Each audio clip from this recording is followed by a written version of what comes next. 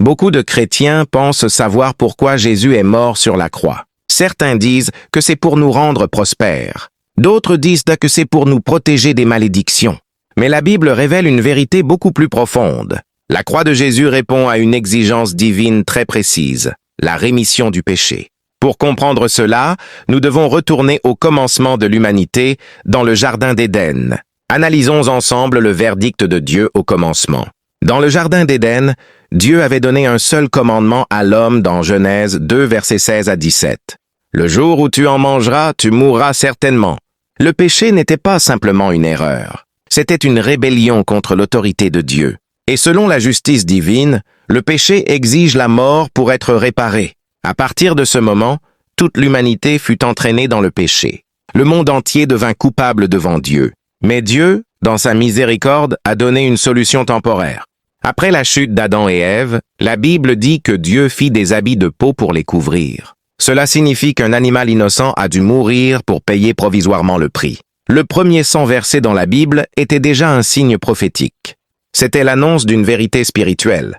La vie d'un innocent pour couvrir la honte du coupable. Mais cette solution n'était que provisoire. Plus tard, Dieu révéla un principe fondamental dans Hébreux 9, verset 22. « Sans effusion de sang, il n'y a pas de pardon. » Cela signifie que le péché ne peut pas être effacé sans la mort. Pendant des siècles, des animaux furent sacrifiés pour les péchés du peuple.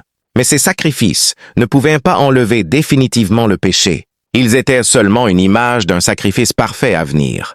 La Bible nous révèle dans le livre de Hébreux 10, verset 5, « C'est pourquoi Christ, entrant dans le monde, dit « Tu n'as voulu ni sacrifice ni offrande, mais tu m'as formé un corps. » Sur la croix, Jésus est devenu l'agneau parfait.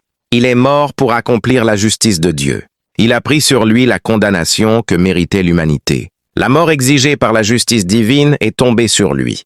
Et par son sang, le péché a été purgé pour toujours. Voilà le véritable but de la croix. Chaque fois que je ressens la culpabilité, chaque fois que le poids du péché veut m'écraser, je dois me rappeler une chose. La croix de Jésus a déjà payé le prix. Par son sang, mes péchés sont purifiés. Par sa grâce, je suis déclaré juste devant Dieu.